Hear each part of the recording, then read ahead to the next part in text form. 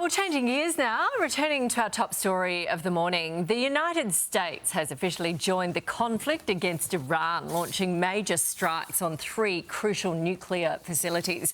During a televised address to the world, President Trump said these attacks were a spectacular military success. So Iran has since warned the actions by the US will have everlasting consequences as they continue to unleash on Israel. Back home, the government released a statement calling for a de-escalation dialogue and diplomacy. Foreign Minister Penny Wong joins us live. Good morning to you. Does the government support these strikes? Good morning to you, Nat. We support action that prevents Iran from getting a nuclear weapon, and that is what this is. So we've made that clear. We do support action to prevent Iran getting a nuclear weapon. And let's remember what has occurred here. The world has long said Iran cannot be allowed to obtain a nuclear weapon, and the sites that have been struck are specific to Iran's nuclear program. We know what the international watchdog, the nuclear watchdog, has said about Iran's non-compliance with international obligations. That is why we have to continue to press for the nuclear program to be discontinued. What I would say is what happens next matters, and we certainly don't want to see escalation and a full war in the Middle East for all the consequences for the people of the region and the world. What about in the way that Donald Trump has done this? They've basically loaded up these stealth B-2 bombers with these bunker busters. They've come over from the US, 37 hours. They've dropped their bombs on their intended targets. Do you support the way that Donald Trump has gone about this? We have been clear. I've been clear this morning on a number of programs, including yours. We support action to prevent Iran from obtaining a nuclear weapon, and that is what this is. Do we support the US, though? Does Australia support the US? I have just said that. We support action that the US has taken to prevent Iran from obtaining a nuclear weapon. But I think the important thing, actually, is what happens next. I know there's a lot of focus on what happened over the last 24 hours, but we do have to focus on what happens next, because this is a time where we do need to prevent and avert any further escalation into a full-scale war, and that's why the government has called for diplomacy, dialogue and de-escalation. It's the same call that European leaders have made. It's the same call that Prime Minister Keir Starmer has made. So why take so long? Why release a statement from an unnamed government spokesperson yesterday and then wait nearly 24 hours for you or the Prime Minister to speak? Well, we have been reiterating the same thing, I think, all week or for a couple of weeks now. Yeah, but since the bombing. For years.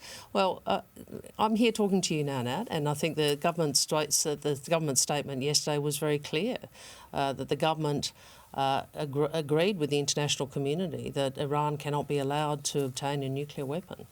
What about Albo? What about the Prime Minister? Because when you read a news article, there's hundreds of comments underneath it. And aside from the personal attacks, won't go into that, but a lot of it is about where is Anthony Albanese? Where is the leadership here? I'm sure you will be hearing from the Prime Minister today.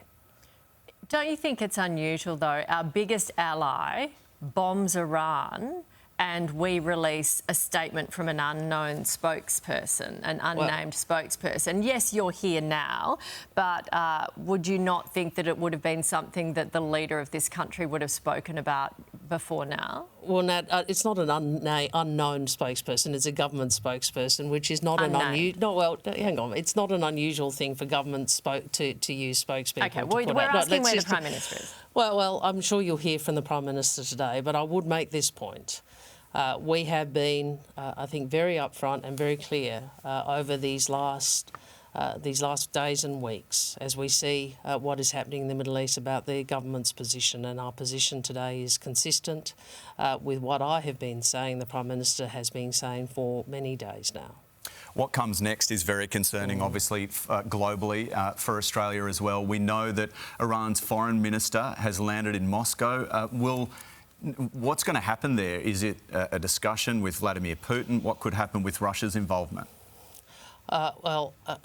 We know the relationship between Russia and Iran. We also know the risk that both of those nations pose to global peace and security and global stability. The question is what we do about it. And what I would say is we know that continued escalation in the Middle East is not in the interests of the people of the region, nor in the interests of the globe. So what about Australian troops in the Middle East who are stationed there? What role, if any, would they be playing? Well, we have deployed additional ADF personnel into the region for the purposes of trying to get Australians out, and obviously we still have, I think, 2,900 people, Australians and their families in Iran. We have about 1,300 or more Australians in Israel who are registered with us as seeking to leave. Our focus, both in terms of the foreign affairs officials and the ADF personnel, is to take what opportunity we can to assist Australians to leave. Obviously, Iran is a very difficult situation. There are no Australian officials in country any longer. We took that difficult decision a few days ago. I have deployed Australian officials to the Azerbaijani border, so if Australians and their families get to that border, there are people there on the ground to assist them. In relation to Israel, again, the airspace is closed. There are some reports of the airspace opening for a window.